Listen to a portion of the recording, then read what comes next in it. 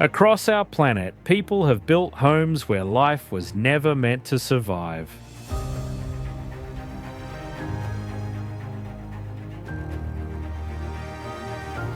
Towns where the only escape is weaving through colossal icebergs.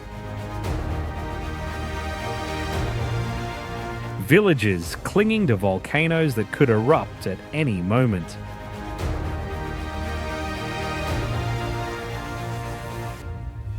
And temples balanced on mountaintops halfway between heaven and earth.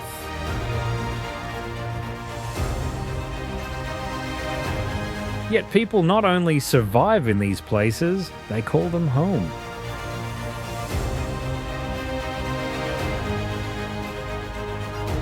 Again and again, humans have chosen to live on the edge of oblivion.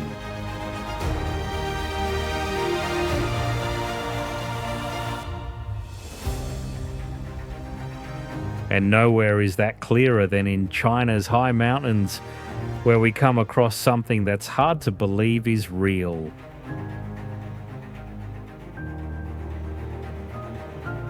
Rising from the mists of Guizhou province, Mount Fanjing is crowned by temples that seem to balance on nothing but air.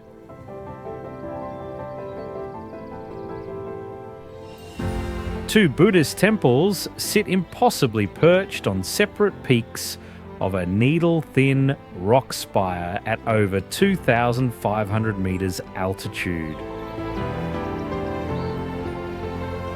They are connected only by a bridge that spans the gap between heaven and earth.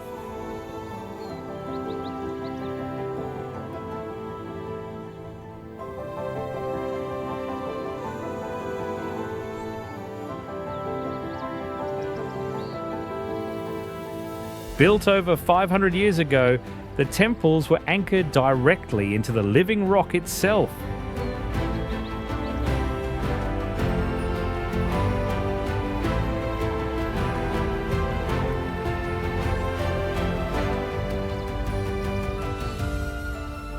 For centuries, monks have lived and worshipped in these sky-high sanctuaries, hauling supplies up over 8,000 stone steps, chiseled by hand into the near vertical mountainside.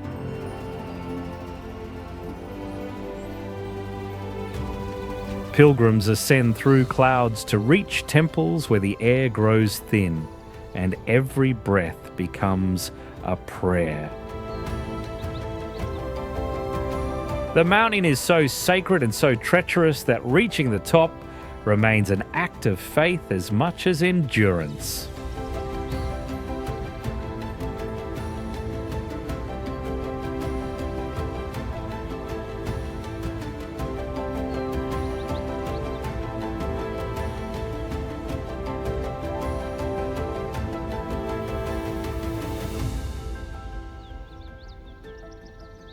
But others found their sanctuary not by reaching up, but by digging down. In Kubapeti, the sun doesn't just rise, it punishes. 50 degrees Celsius, day after relentless day. So, nearly everyone lives carved into solid rock.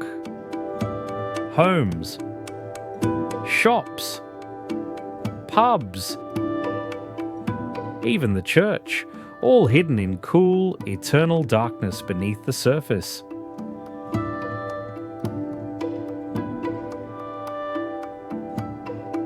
Ventilation shafts drilled through sandstone keep the underground air breathable, turning abandoned mine tunnels into neighborhoods. It started as survival, but became a whole underground town. But solid ground can be deceptive. In Iceland, the fishing town of Grindavik sits in the shadow of an active volcano, where residents often watch the molten rock illuminating the horizon like a fiery reminder of their precarious existence.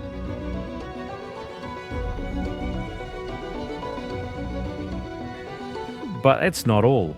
The town is also an earthquake hotspot, receiving on average 25,000 earthquakes per year. The earth beneath them is utterly unpredictable. But that shouldn't come as a surprise. They built their homes on solidified lava fields where molten rock once flowed freely. Residents live constantly on edge, knowing that at any moment, rivers of molten lava could come pouring into their streets with nothing they can do to stop it.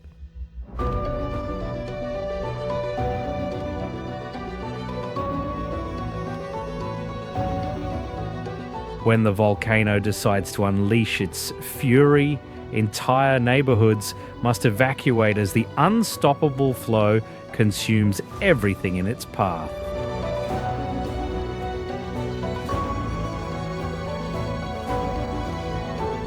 Adding to their concerns is the nearby Svartsengi geothermal power plant, which sits directly in the volcano's potential path of destruction. It's scary to even imagine the damage that could be done if the power plant got hit by flowing lava. This is life on the edge of creation itself.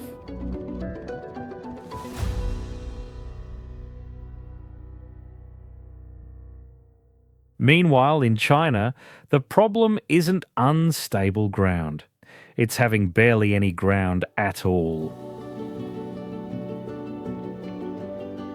Squeezed between towering mountain walls, the Chinese city of Yanjin exists in a valley so narrow that it's only 30 meters wide at some points.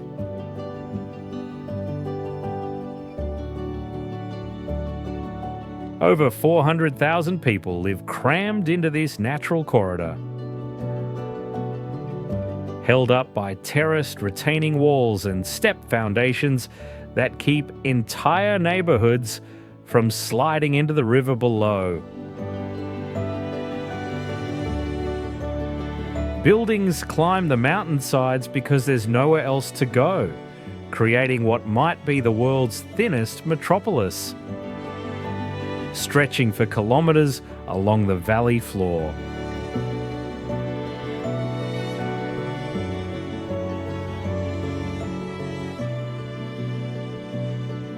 Halfway around the world, another community has also mastered the art of living on the edge.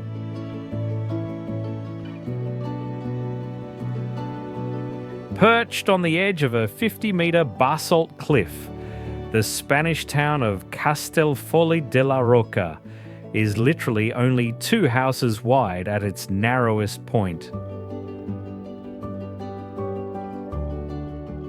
The entire medieval settlement balances on a razor-thin ridge of volcanic rock, with buildings squeezed so tightly together that neighbours can shake hands across the street.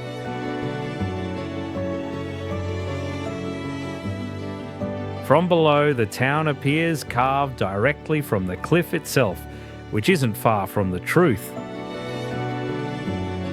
Houses were built using the very basalt they stand on, with stone cut from the rock face and stacked back into place. Every step toward the town centre brings you closer to the precipice, where medieval walls serve a dual purpose: defence from enemies and prevention from tumbling into the abyss below. But some places make cliff edges look welcoming, like towns where dying is literally illegal. In Svalbard's Longyearbyen, bodies don't decompose in the permafrost. They remain perfectly preserved indefinitely. So death is literally illegal here. When people become seriously ill, they must travel to mainland Norway. Not for treatment, but to ensure they don't die in a place where the earth refuses to reclaim them. Life operates by different rules when you're closer to the North Pole than to Norway. Here everyone carries rifles, not for crime, but for polar bears.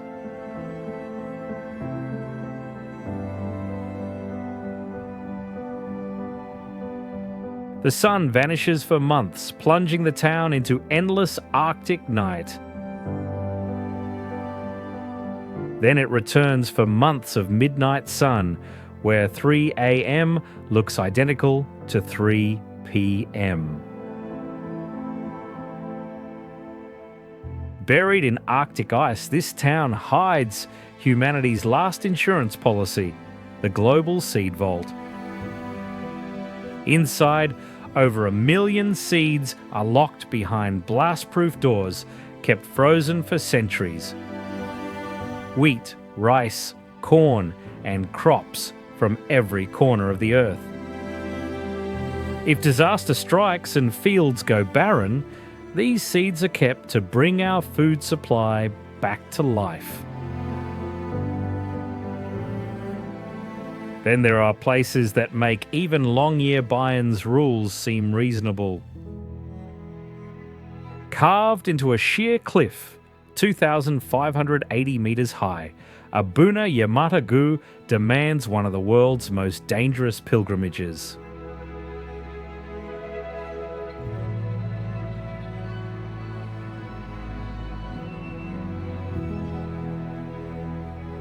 To worship here, families climb barefoot up vertical rock faces, gripping handholds carved 1,500 years ago.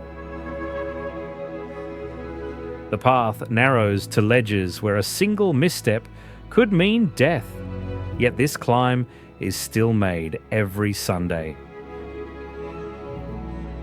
Inside, the cliff glows with ancient frescoes painted by monks who once hauled pigments up the same deadly route.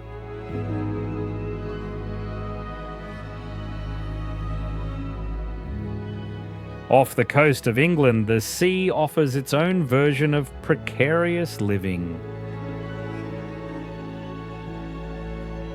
Rising from the North Sea, the rocky island of Lindisfarne has been home to monks, fishermen, and hardy residents for over 1,300 years.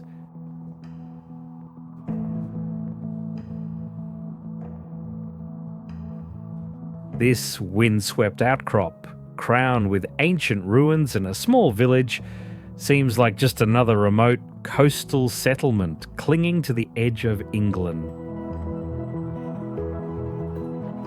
But that's not even the impossible part.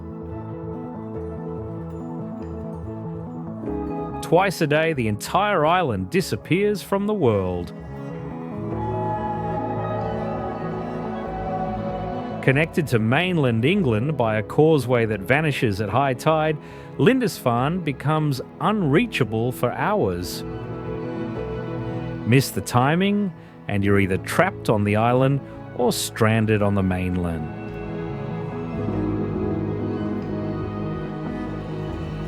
Despite warning signs posting tide schedules, every year someone misjudges the sea's patience and watches their car get swallowed by rising water.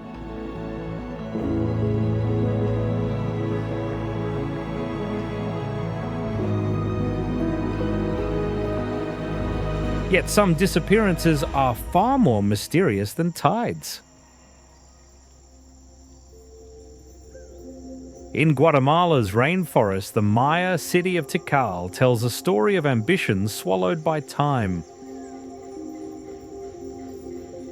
Giant limestone pyramids thrust above the jungle canopy like ancient skyscrapers, their peaks still reaching toward gods that no longer listen.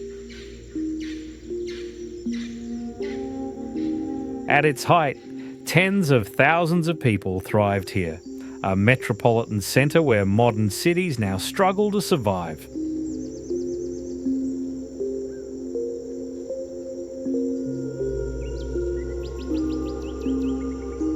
They built roads, palaces, and observatories that track celestial movements with impossible precision.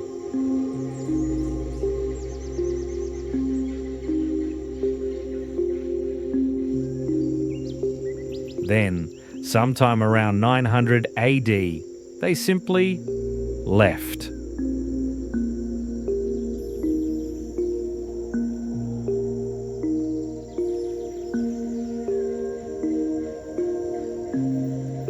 The jungle swallowed it whole, vines over temples, roots splitting foundations, trees growing through stone floors. For centuries, Tikal was only legend, until explorers hacked through the green to find a city erased by nature.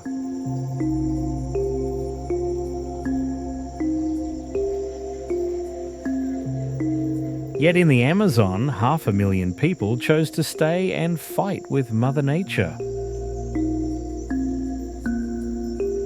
Iquitos sits in the middle of the Amazon like an impossible dream. 500,000 people in a city with no road connection for 400 kilometres in any direction.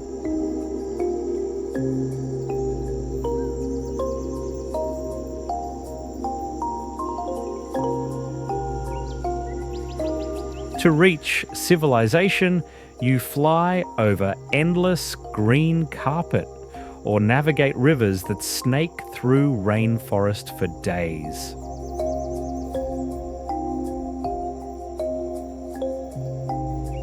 Pink river dolphins surface in these same murky waters.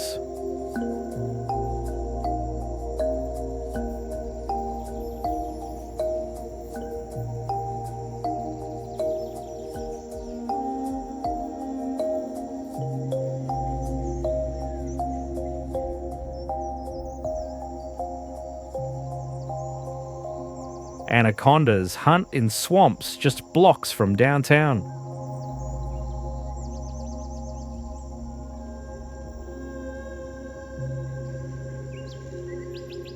Caimans glide silently past floating markets.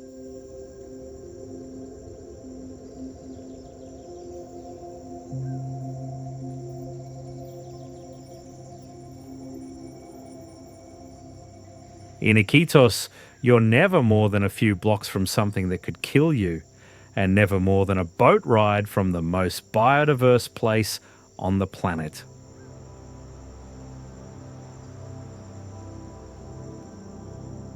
Clinging to Turkey's Black Sea cliffs, Sumela Monastery seems to float in mid-air.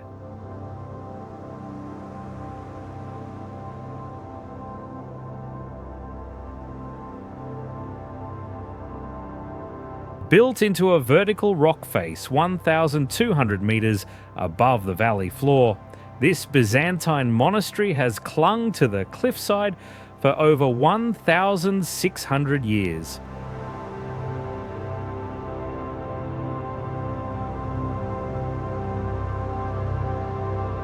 The complex was carved directly into natural caves and ledges, with frescoed halls and chambers built into the rock itself.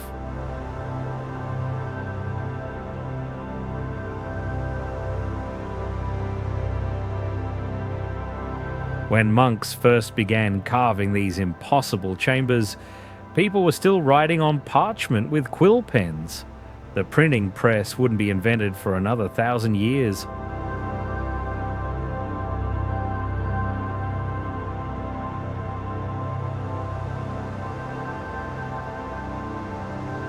But some people found a more unique solution.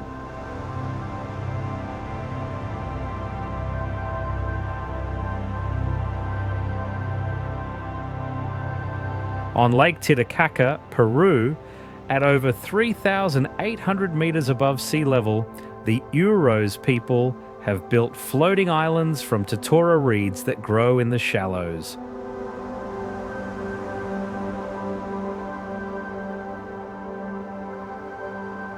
These living islands, rebuilt constantly as the reeds decay, represent perhaps humanity's most elegant solution to the problem of territory. When you can't own the land, make your own.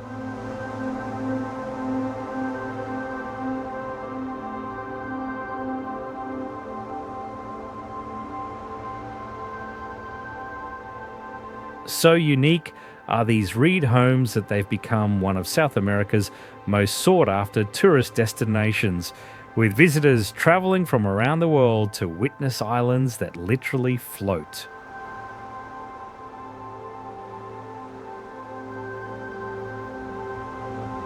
Yet others found freedom not in making their own land, but in having none at all.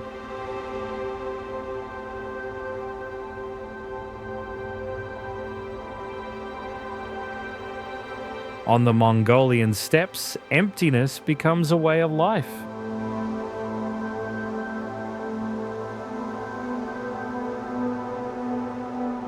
Here you can ride for days and see nothing but grass and sky.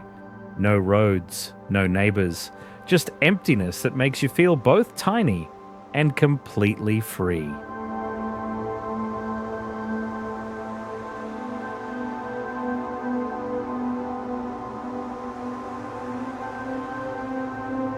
Their homes move with the seasons. A single yurt, everything a family needs to survive, can be dismantled in under an hour, loaded onto camels or the back of a weathered truck, and rebuilt miles away before sunset. Home isn't a place here. It's wherever you choose to stop moving.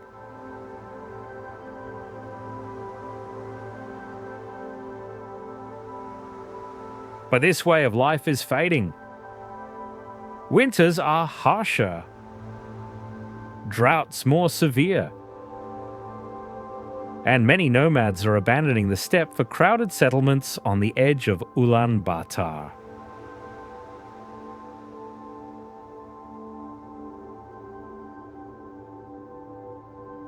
Even so, nearly a third of Mongolians still live this way, enduring minus 40 degrees Celsius winters in tents that move with the seasons, holding on to freedom even as it slips away.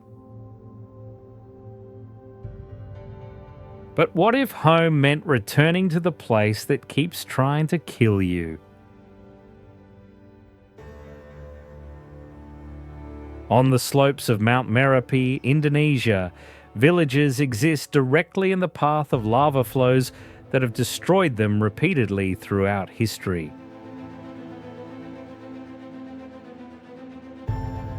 Families rebuild their homes in the exact same spots after each eruption, drawn back by the fertile volcanic soil that feeds their crops. Even knowing the mountain will eventually reclaim their land again. But on nearby Java, families don't just live with volcanic danger, they descend into it for work. Deep in the mountains of East Java, where volcanic peaks pierce Indonesian skies, lies a crater that glows like a wound in the earth.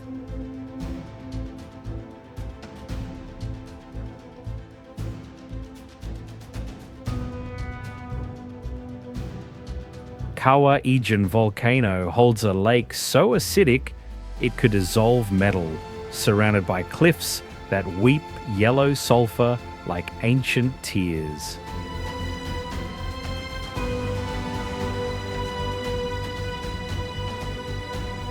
At night, the crater burns with electric blue fire, sulfur gas igniting as it hits the air.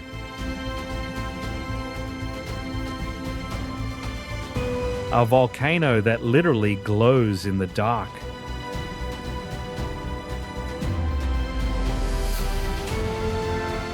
And in this toxic wonderland where the air can kill and the ground burns blue, entire families come to work each day.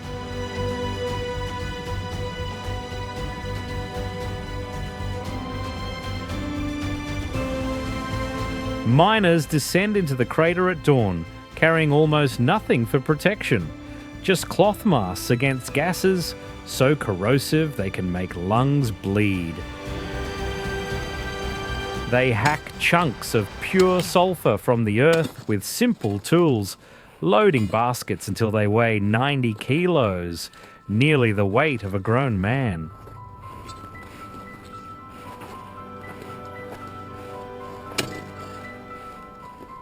Then begins the brutal climb out, hauling this crushing weight up paths that would challenge even mountain climbers.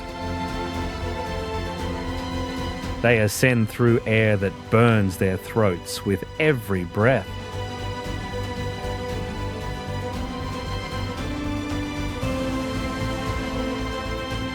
For this, they earn the equivalent of just a few dollars a day, while tourists gather at the rim to photograph the blue flames. The miners below risk their lives to keep their families fed. This is their office. Their daily commute leads down into hell itself. In Yemen's remote mountains, a village defies gravity itself. Hyde Al-Jazil clings to a massive boulder, its stone houses built directly into the ancient rock formation. Built 500 years ago as protection from bandits and tribal raids, this village grows from the mountain itself, with homes carved into crevices and perched on narrow ledges.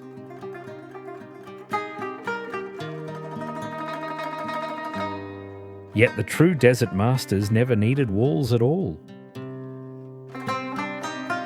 In the world's harshest deserts, where temperatures can kill and water is days away, nomadic families have mastered survival in one of Earth's most hostile environments.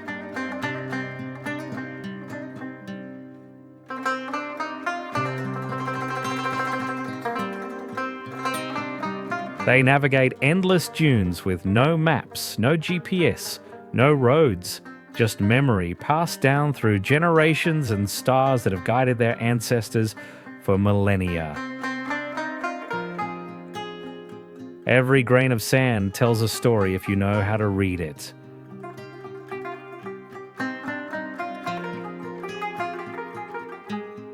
Camels, the ships of the desert, provide everything needed for survival: meat, milk, shelter, and fuel, while carrying entire civilizations across emptiness that would swallow cities.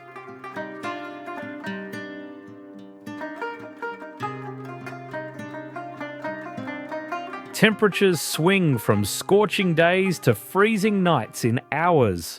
Sandstorms turn day to night without warning, and water sources are days apart. One wrong turn can mean death, yet entire families dismantle their camps and move thousands of kilometres across this wasteland every few weeks.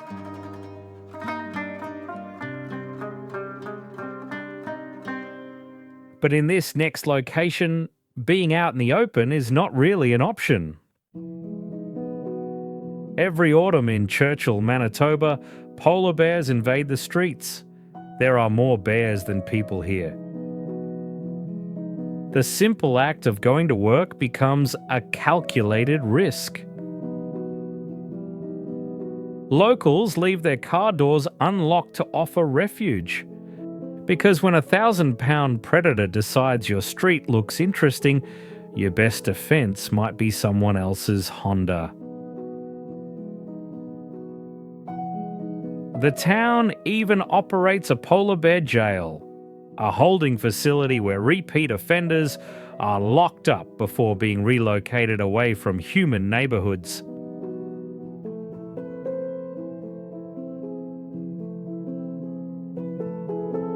Here, on the edge of Hudson Bay, civilization exists by the grace of creatures that could end it with a swipe of their paws.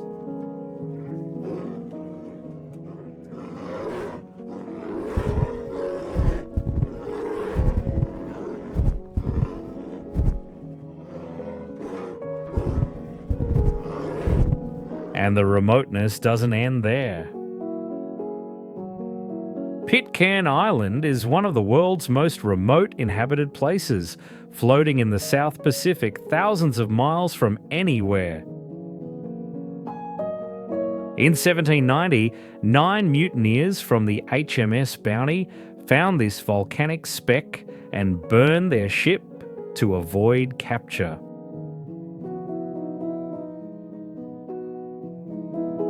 Today, just 50 people live here, all descendants of those 9 mutineers. A supply boat comes only 4 times a year, and missing one means waiting months for the next.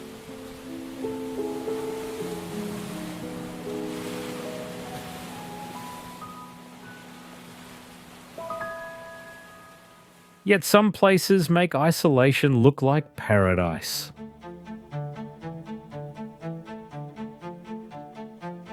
In Ethiopia's Danakil Depression, the village of Hamed Ella exists in what might be the most hostile environment that humans have ever called home. Families live in traditional Afar huts made from woven mats and wooden frames, structures so basic they seem like temporary shelters, yet they've been home to the same families for generations.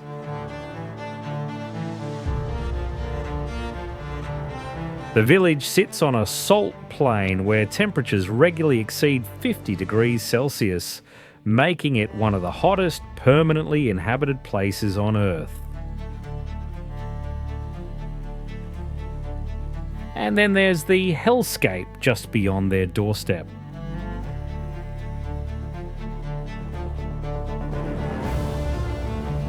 Neon green acid pools bubble like radioactive warnings.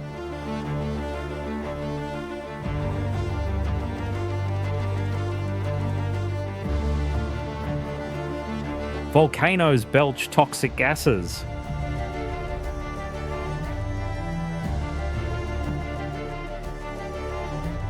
And geysers shoot scalding water toward a sky that never cools.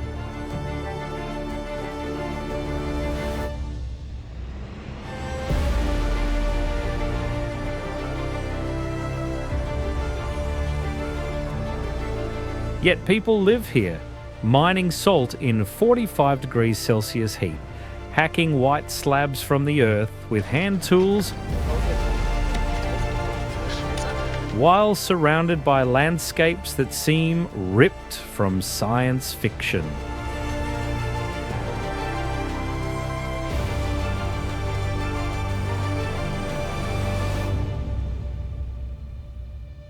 In Austria's peaks, tourists willingly check into what might be the world's most dangerous hotel.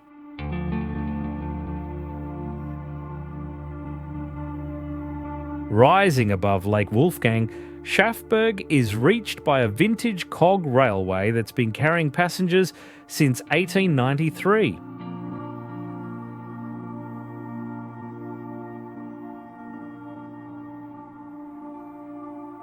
At the summit, a mountain hotel perches on the peak, where guests wake up steps away from a sheer vertical drop that plunges nearly 2,000 metres to the valley floor below.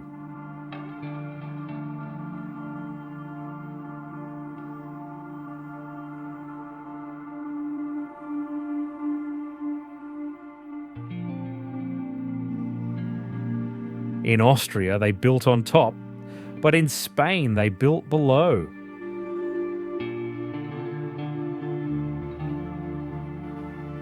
In the hills of Andalusia, the Spanish town of Setenil de las Bodegas has solved the problem of architecture in the most unusual way possible, by barely bothering with it at all.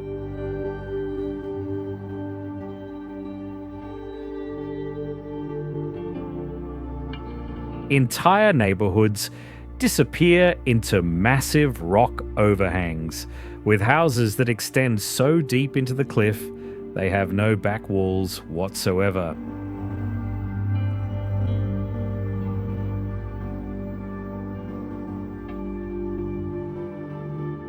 Streets run directly under giant slabs of stone that have loomed overhead for millions of years, turning the town into a living cave system where nature provides the roof and humans simply filled in the gaps.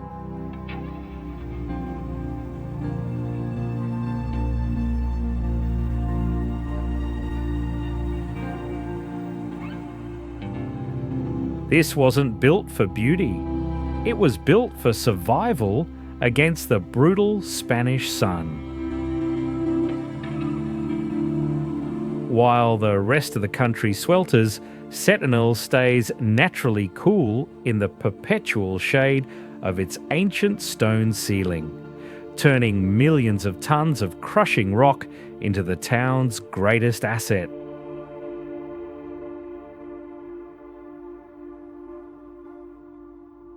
But the Arctic presents its own version of living under giants.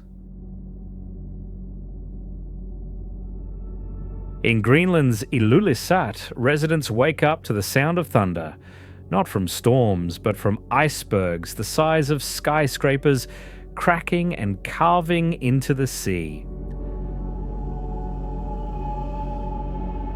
This Arctic town sits beneath a fjord, where towering walls of ice loom on the horizon, dwarfing the houses that huddle along the shore.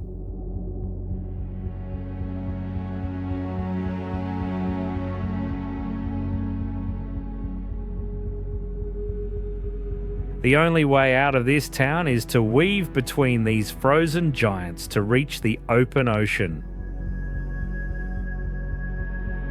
Navigating a maze where one wrong turn could mean being crushed by thousands of years of compressed ice.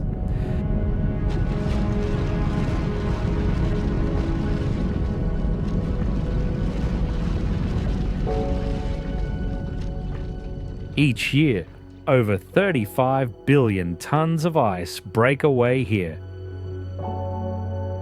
This is the same ice fjord that once sent the Titanic's iceberg drifting into the Atlantic.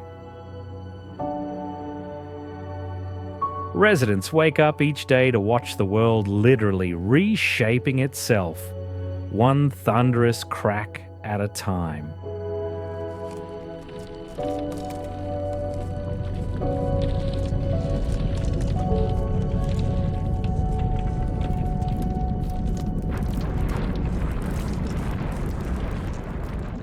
But while Greenland battles isolation, Brazil faces the opposite extreme.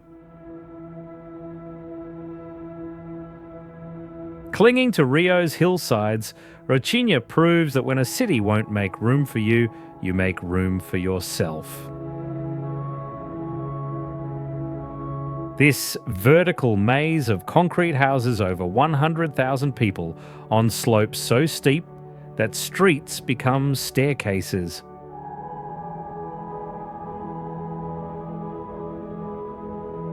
Built without permission and sustained by pure determination, it's a city within a city that grows upward when it can't grow outward.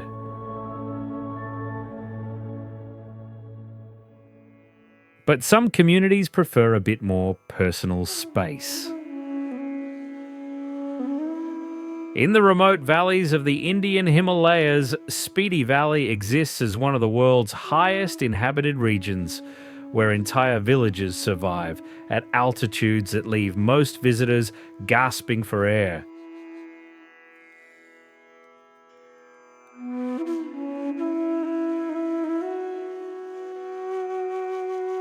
To reach this frozen desert, travelers must navigate some of the world's most treacherous mountain roads.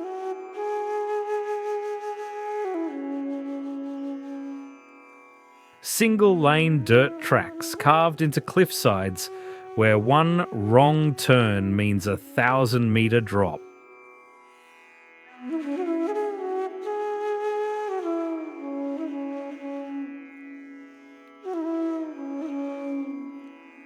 Cut off from the world for 6 months each year by impassable snow. These communities survive in complete isolation at over 4,000 meters above sea level.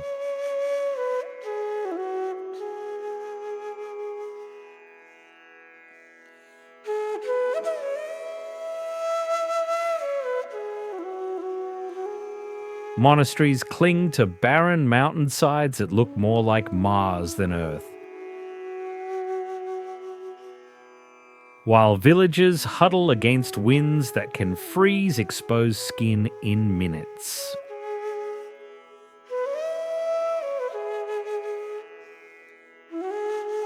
With a growing season lasting just a few months, residents must store enough food and fuel to survive half a year of sub-zero conditions.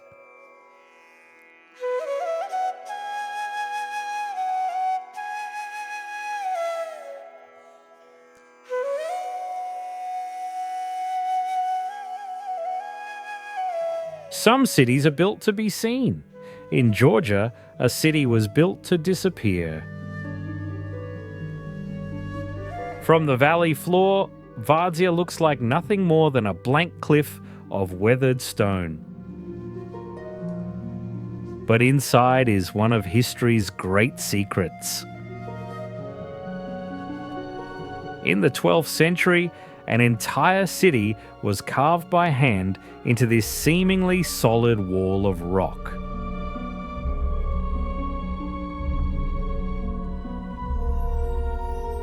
What appears to be natural stone is actually a honeycomb of over 500 caves, connected by tunnels that wind through 13 hidden churches and royal chambers.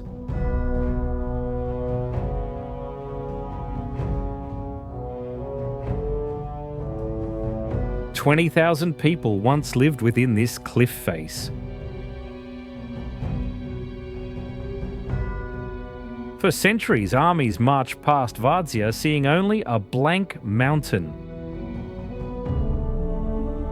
The city remained perfectly camouflaged until an earthquake split the mountain wall, exposing the secret and revealing windows, doorways, and staircases carved into the rock face.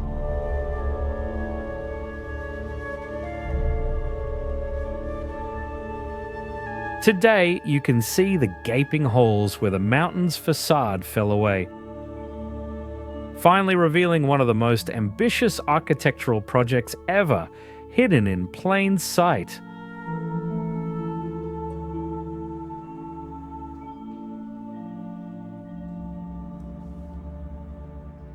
But Cambodia's lakes present their own vanishing act, one that happens twice a year. In the centre of Cambodia, Tonle Sap Lake transforms with the seasons like a breathing giant.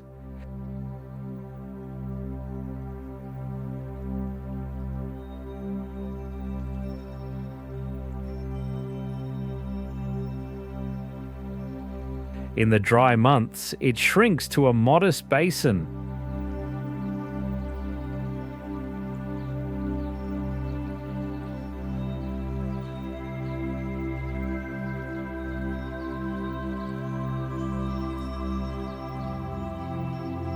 But when the rains come, it swells 6 times larger, swallowing whole landscapes and forcing entire communities to rise alongside it.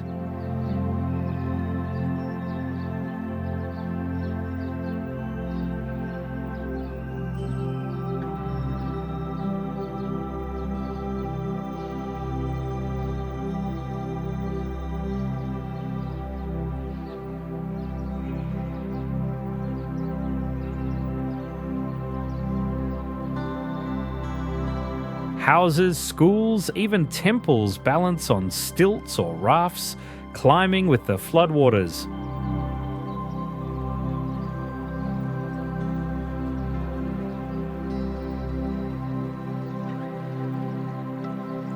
Some rest on stilts nearly 10 meters tall, rebuilt again and again as wood rots in the monsoon heat.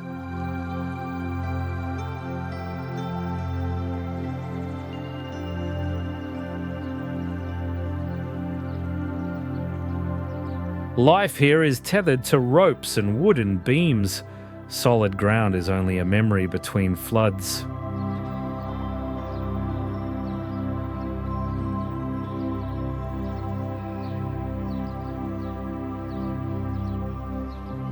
In Catalonia, the monastery of Montserrat clings to needle-like rock spires that thrust from the earth like a giant serrated blade.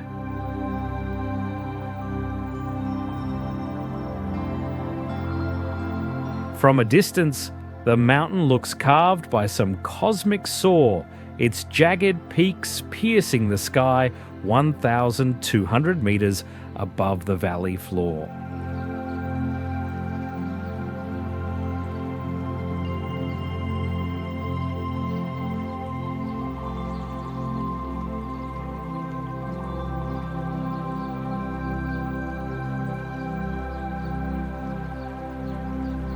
For centuries, pilgrims climb near vertical trails with nothing but faith and fingernails, ascending cliffs that would challenge modern rock climbers.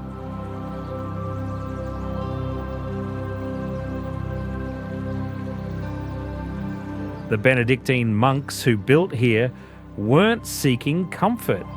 They were seeking isolation so complete that only the truly devoted would make the journey.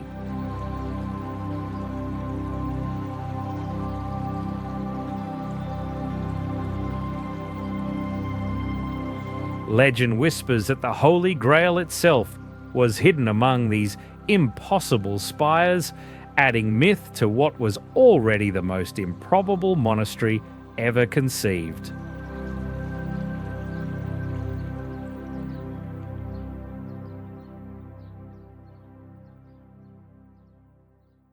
In the snowy mountains of central Japan, the village of Shirakawa-go huddles under thatched roofs designed to shed the heaviest snowfall on Earth.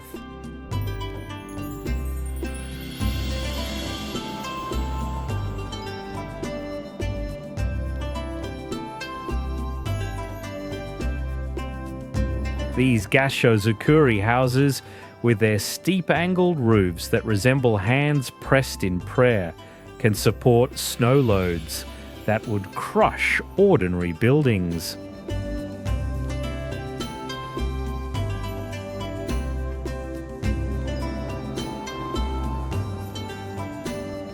Not far away, Mount Ibuki holds the world record for the deepest snow ever measured, 11.8 meters in a single day.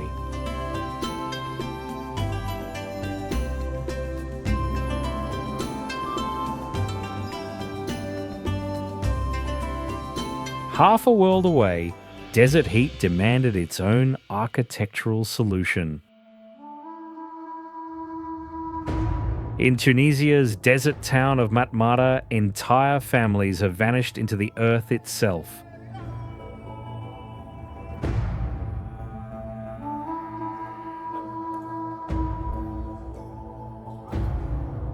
Their homes are invisible from above, just mysterious holes in sandstone that lead down to circular courtyards and networks of rooms carved deep underground.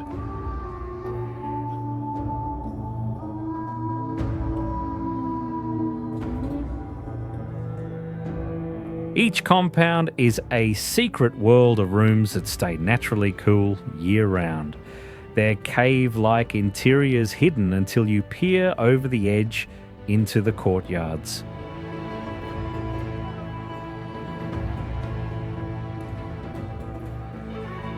These ancient homes became famous worldwide when filmmakers used them as an alien planet in Star Wars, proving that sometimes Earth's strangest places need no special effects.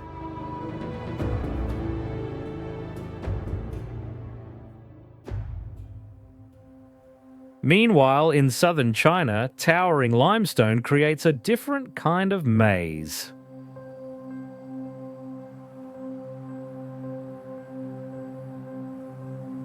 Surrounded by towering limestone peaks rising from flat farmland, the town of Yangshuo exists in a landscape that seems designed by giants.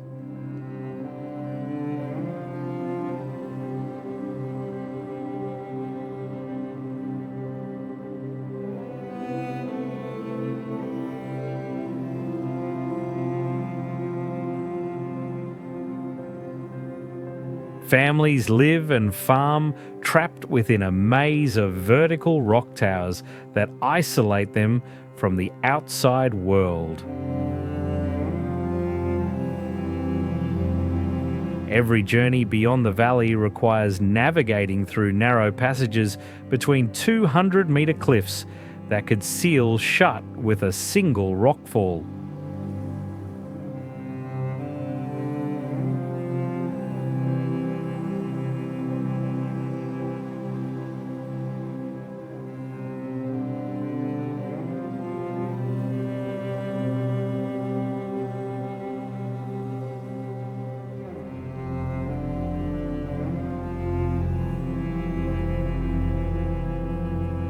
Yet in some places, the Earth's fury becomes background noise to daily life. On Tanna Island in Vanuatu, families wake up to the sound of the Earth exploding.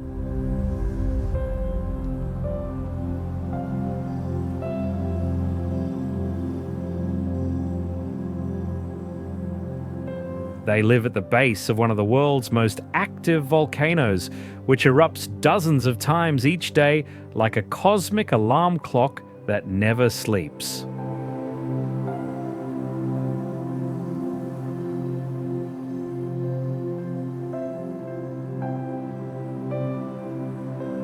Here, volcanic eruptions aren't disasters. They're Tuesday afternoon.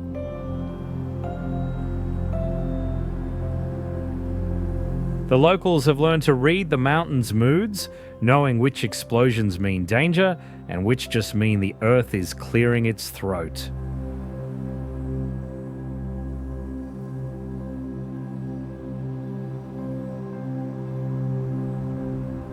Every year, tourists pay thousands to witness what these families consider background noise.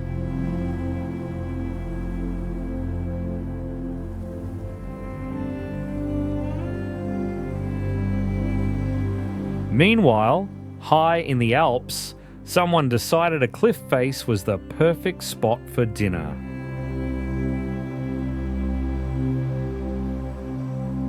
Built into a sheer cliff face 1,400 metres above the Rhine Valley, the Isha Guest House looks like it was glued to the mountainside as an afterthought.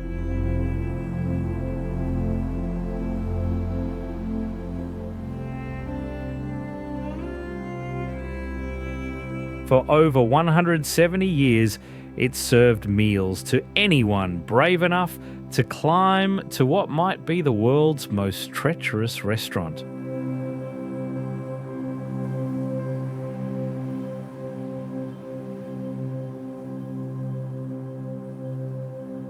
Far above the Arctic Circle, isolation means something completely different. In Norway's Lofoten archipelago, the fishing village of Henningsvær is scattered across dozens of tiny islands, each one playing a vital role in keeping the community alive.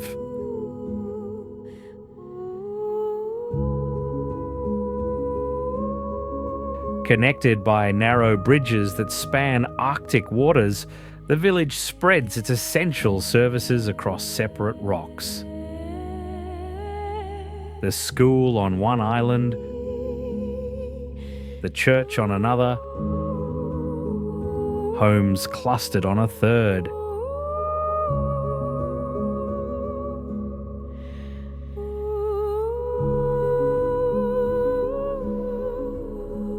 When winter storms rage and waves crash over the connecting bridges, residents must time their daily errands around the sea's moods, turning simple tasks like visiting neighbours into calculated risks across waters that can turn deadly without warning.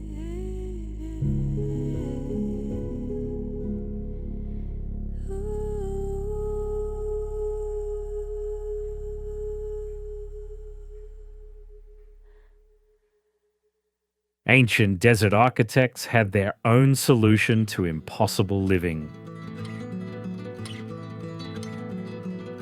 In the desert of Yemen, the ancient city of Shibam rises like a mirage made of mud and dreams.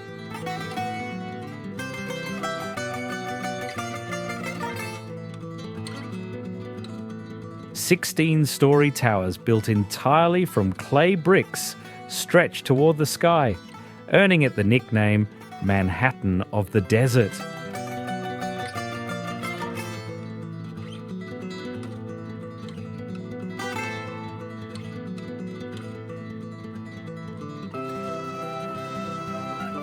Reinforced with timber beams and mud brick systems, these ancient skyscrapers have withstood 500 years of desert winds and flash floods, standing as monuments to the architectural ambition that has always driven human settlements.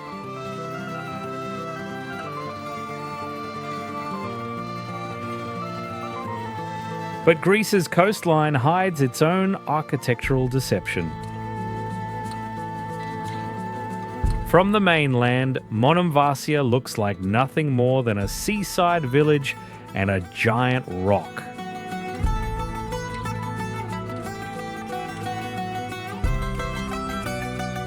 But sail around the far side, and an entire Byzantine town suddenly appears. Stone houses cascading down cliffs, red-tiled roofs clinging to slopes that plunge into the sea.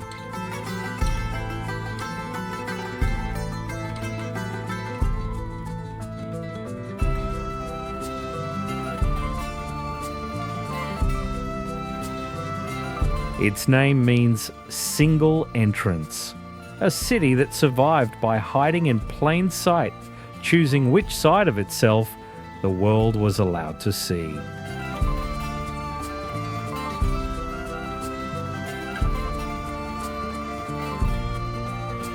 For over 1,000 years, this fortress played the ultimate game of hide and seek. Invisible from land, revealed only to sailors brave enough to approach.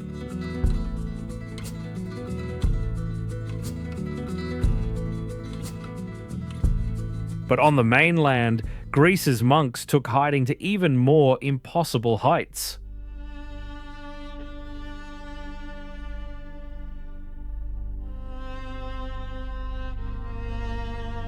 In Greece, the monasteries of Meteora rise from the earth like stone fingers reaching toward heaven.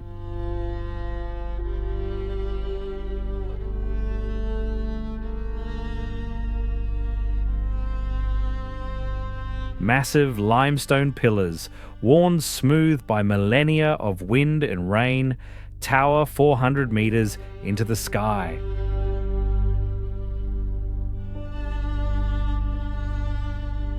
At their peaks, impossibly balanced, sit monasteries that seem to defy both gravity and logic.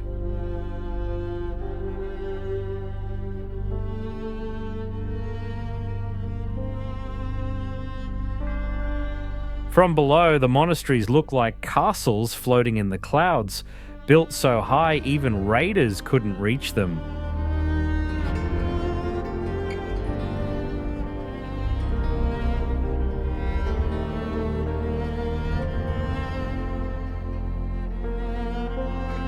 These weren't built for the view. In the 14th century, raiders swept through valleys like wildfire, burning everything in their path. So monks climbed higher than armies could follow, closer to God, farther from danger.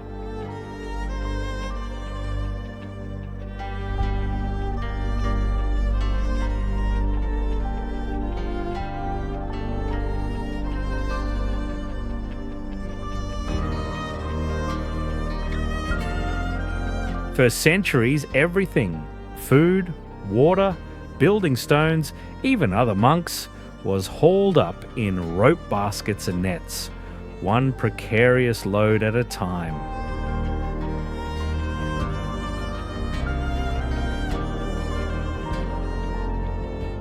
One frayed rope meant death. But they built anyway, creating perhaps the most beautiful refuges ever carved from impossibility.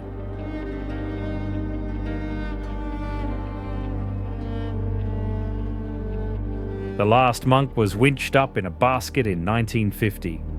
Today, there are stairs, but the isolation they sought, that remains untouchable.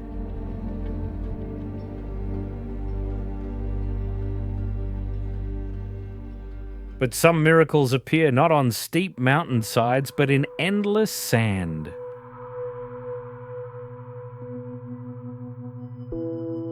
Hidden in Peru's coastal desert, the oasis of Huacachina exists like a liquid jewel surrounded by towering sand dunes.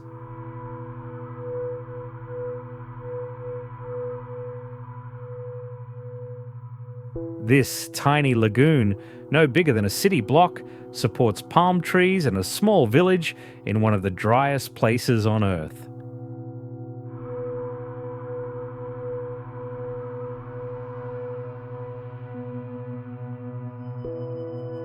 Visitors come to surf down mountains of sand, but locals know the real miracle is simply that water exists here at all.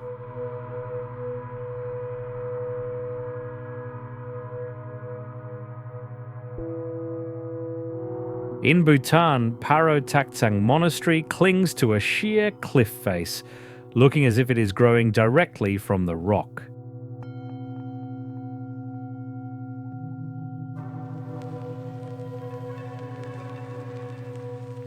Known as Tiger's Nest, reaching it requires stairs carved into the cliff itself.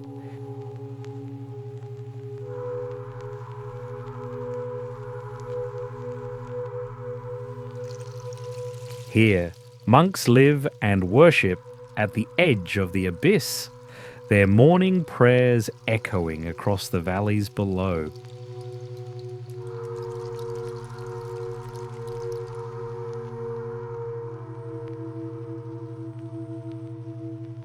Meanwhile, in Argentina's peaks, colonial builders created their own death-defying town.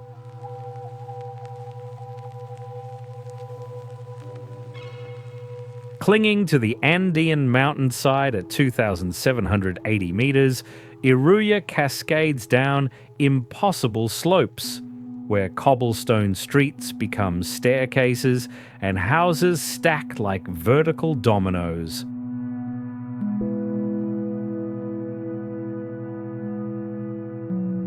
To reach this colonial town, travellers navigate a single winding road carved into cliffsides that drop into misty valleys.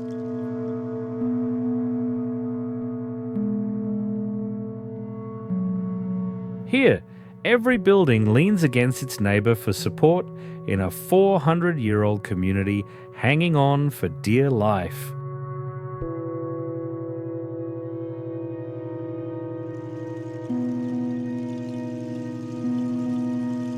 From Andean peaks to Atlantic cliffs, some communities just live constantly on the brink. In the Faroe Islands, the tiny village of Gassadalur clings to cliffs above the North Atlantic like a handful of houses thrown against the wind.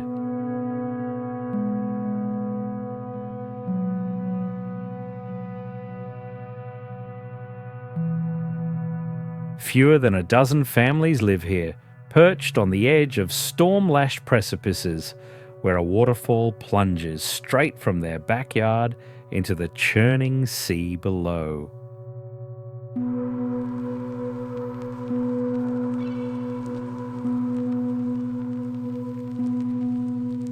Until 2004, reaching Gassadalur meant either a treacherous mountain hike through fog and gale-force winds, or a boat journey through seas that regularly devour vessels.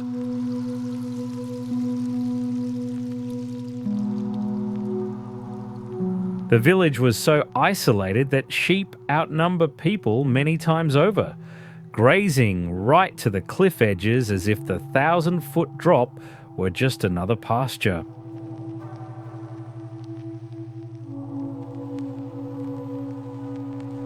Here, the margin between home and oblivion is measured in footsteps, and every storm feels like it might be the one that finally claims the village entirely.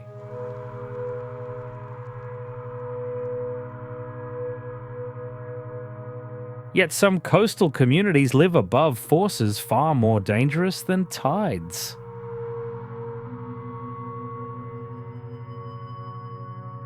Built on the rim of an active volcanic crater, Santorini's whitewashed villages cling to cliffs that rise directly from the sea.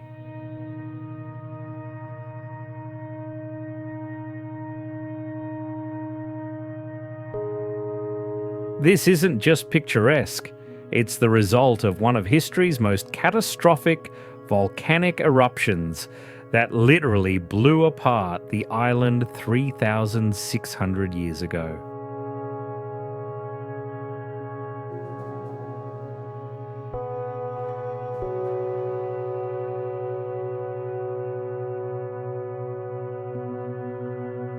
The last major eruption in 1950 reminded residents that the sleeping giant beneath their feet still stirs occasionally.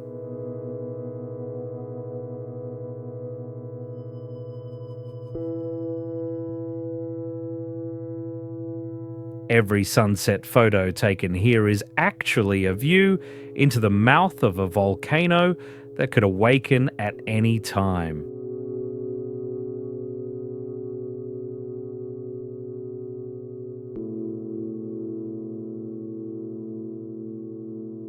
Meanwhile, Indonesia's remote mountains hide villages that time forgot entirely.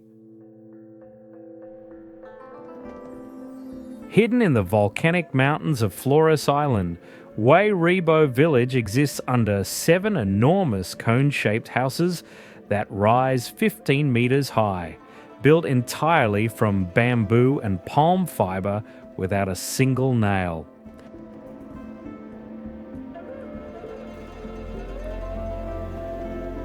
The village is so remote that reaching it requires a 3-hour trek through dense forest, preserving a way of life that's remained unchanged for centuries.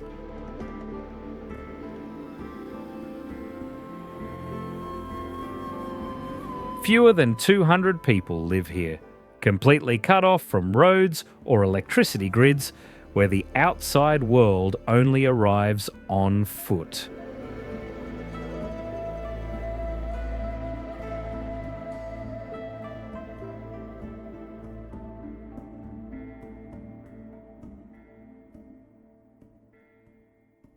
But these final places tell a different story. Not every impossible place succeeds. Some slowly surrender to the forces they once defied.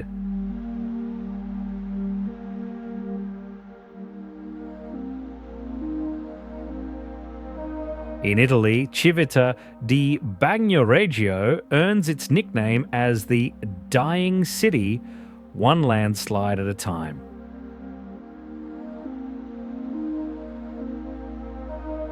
Built on crumbling volcanic cliffs that are slowly eroding into the valley below, this medieval hilltop town is literally vanishing piece by piece.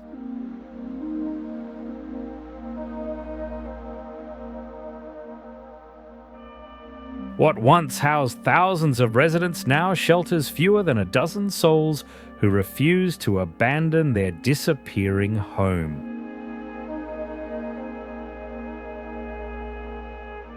The town is accessible only by a long pedestrian bridge that spans the widening canyon, a lifeline stretched across the gap between past and oblivion.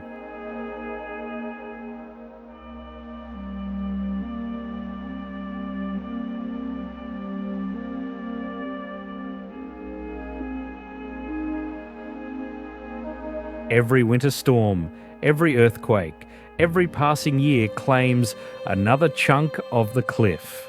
Yet the remaining residents stay, watching their world shrink around them.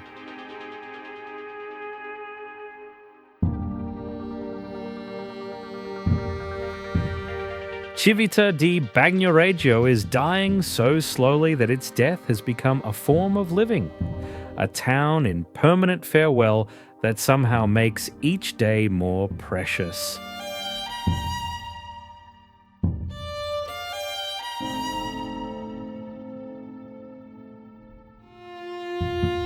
But some collapses happen not over centuries, but in mere decades.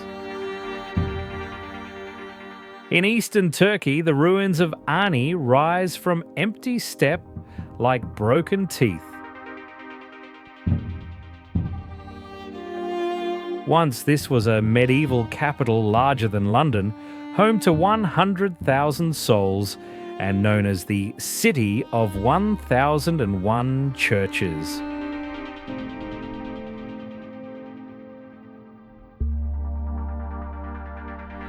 Merchants travelled continents to reach its markets. Kings sent ambassadors to its courts. This was the beating heart of an Armenian kingdom that seemed destined to last forever.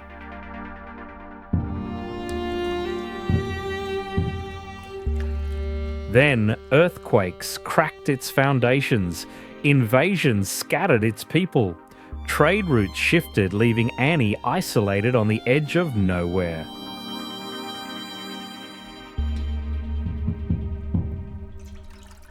Today, it's a ghost city, crumbling on the Turkish-Armenian border, its 1,000 churches reduced to hollow shells that echo only with wind.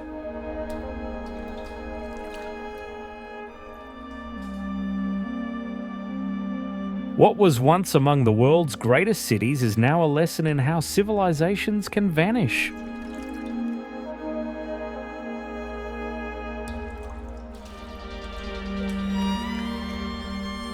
Yet in America's canyons, abandonment came even more suddenly and more mysteriously. In Colorado's Mesa Verde, the ancestral Puebloans tucked entire communities under canyon cliffs, creating stone cities that seemed to grow from the rock itself.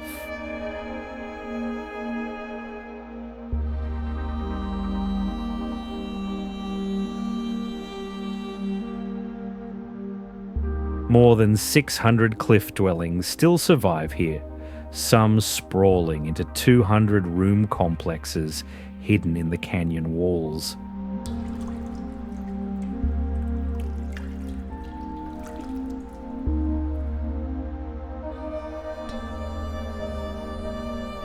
For generations, thousands of people lived here, climbing ladders up sheer walls daily, carrying water and food to homes that existed in permanent twilight.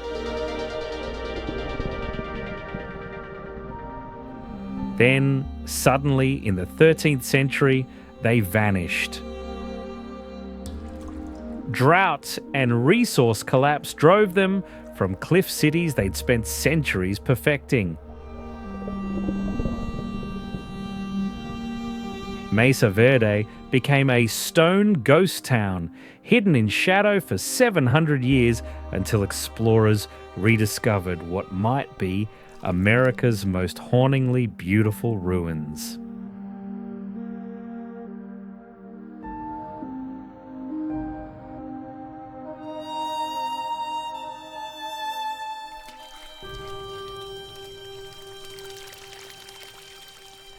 But China holds an even deeper mystery. Cliff dwellers whose very identity has been erased. In Gansu province, over 100 cave homes stack vertically up cliff sides like stone honeycombs, some with multiple rooms and windows cut with impossible precision. Entire families once lived in these dwellings, connected by paths carved into sheer rock.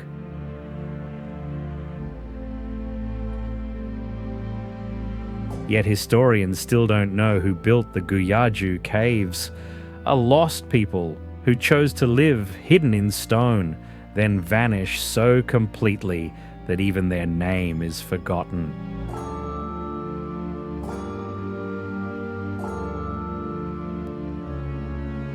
Yet the ultimate impossible home required abandoning the surface world completely. In Turkey's Cappadocia, the underground city of Derinkuyu plunges 85 meters into volcanic rock like a human ant colony.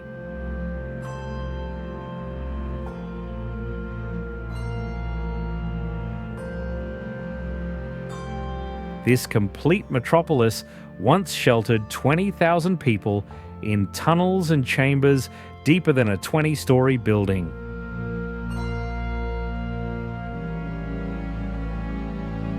Entire communities lived here for months, hidden from the world above. They had stables, kitchens, schools where children learned by lamplight, and rolling stone doors that could seal off sections from invaders.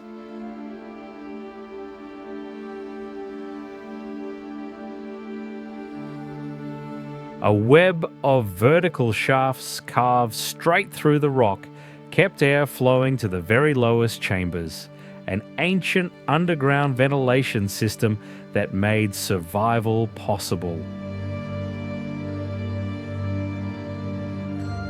This was humanity's ultimate hiding place, a city so concealed that armies could march overhead while thousands lived in the darkness below.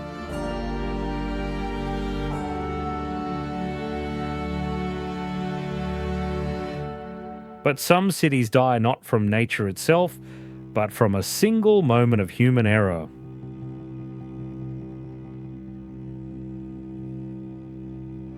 Pripyat stands frozen at the moment the world changed.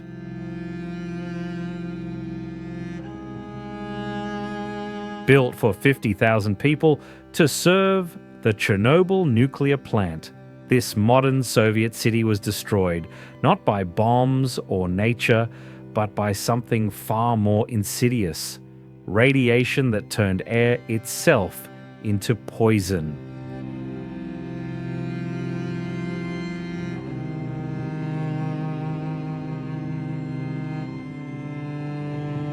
The 1986 disaster left behind a ghost city where time stopped mid-sentence.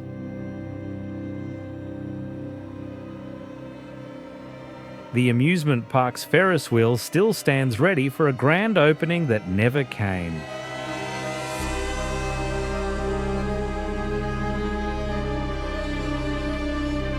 School books lie open on desks, their pages fluttering in winds that no child will ever feel again.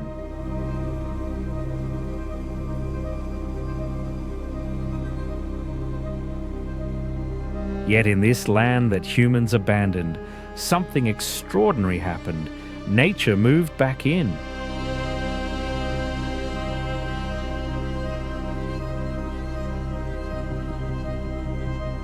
Foxes now prowl streets where buses once ran.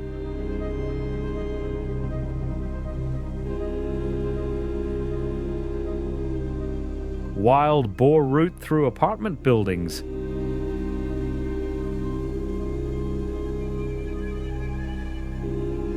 Even horses have returned to roam landscapes they hadn't seen for centuries.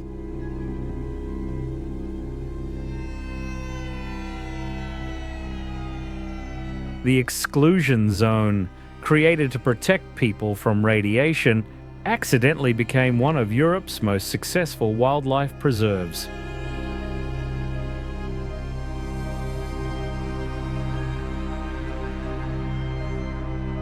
And hidden among the ruins, a handful of self-settlers live illegally in the zone, elderly residents who slip back to die in the homes they refuse to abandon. Here, in the shadow of humanity's greatest technological failure, life finds a way to continue, just not the life anyone expected.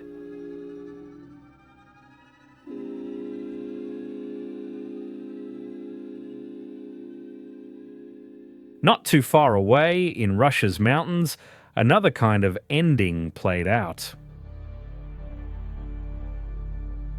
Perched on a rocky plateau 1,500 meters high in Russia's Caucasus Mountains, the ancient village of Gamsutl once housed 300 families who carved their homes directly into the cliff top.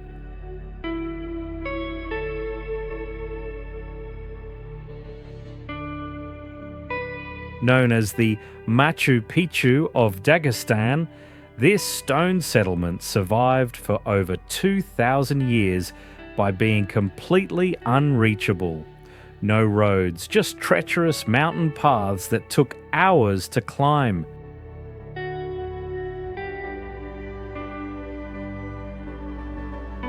The last resident died in 2015, ending millennia of human habitation in a place so remote that supplies had to be carried on foot up near vertical trails.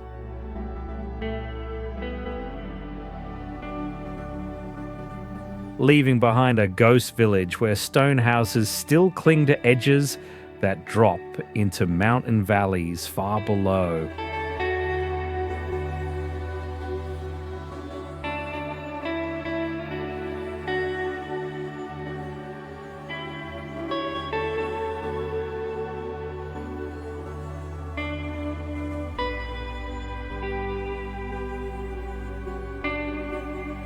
Meanwhile, in Africa's oldest desert, another kind of ghost town slowly surrenders to the sand.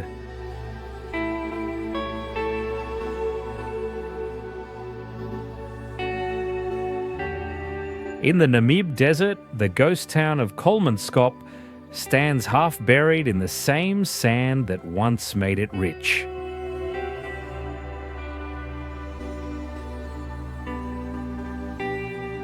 Built during the diamond rush of the early 1900s, this thriving German colonial town had a hospital, ballroom, and even an ice factory in one of the world's driest deserts.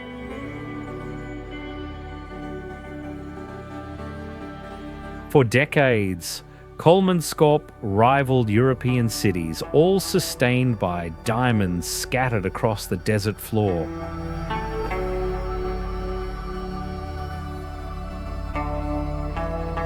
But when the diamonds ran out in the 1950s, so did the people.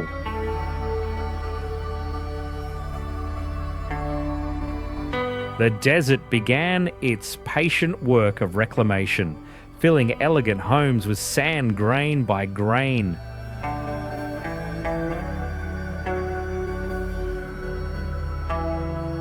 Today, dunes pour through shattered windows, burying grand pianos and bathtubs in rooms where sand has risen to the ceiling.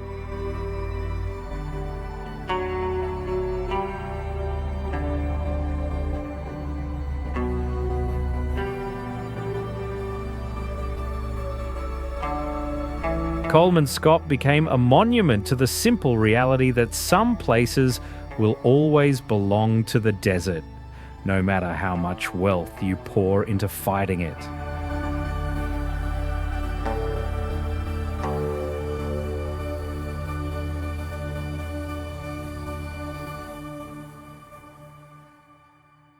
But no story of impossible places would be complete without the one that shows us how quickly it can all end.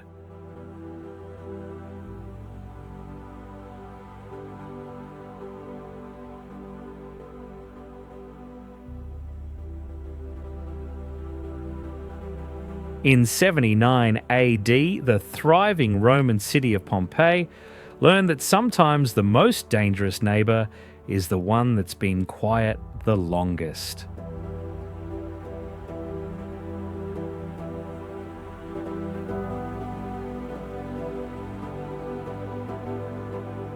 Mount Vesuvius had slumbered peacefully for so long that residents forgot it was a volcano at all.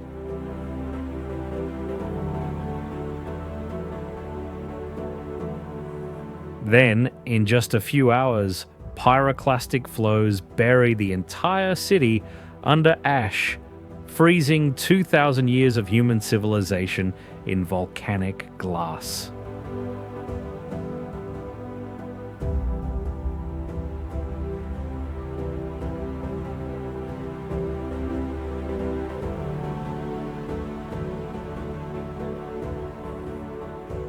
Pompeii is frozen in time.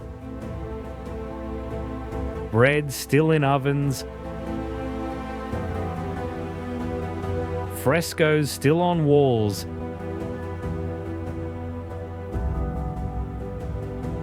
even bodies preserved in their final moments.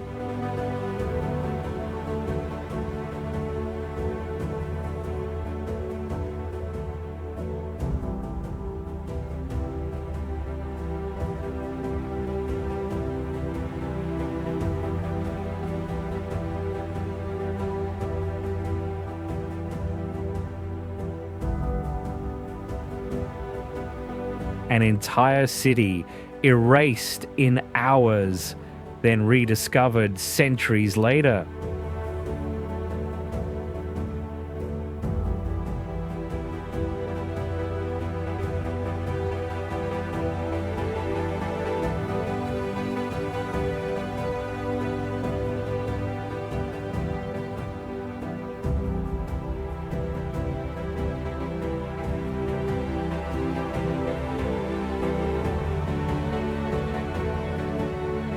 Pompeii reminds us that all our impossible places, whether carved into cliffs, built under ice, or hidden in deserts, exist at the mercy of forces far greater than human determination.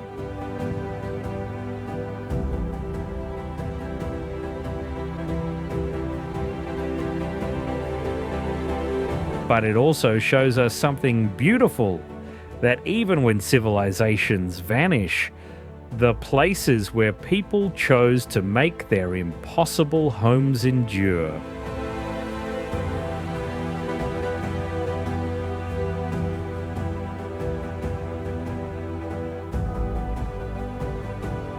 They become monuments to the most remarkable thing about our species, that no matter how hostile, how dangerous, or how unlikely a place might seem, humans will always find a way to call it home.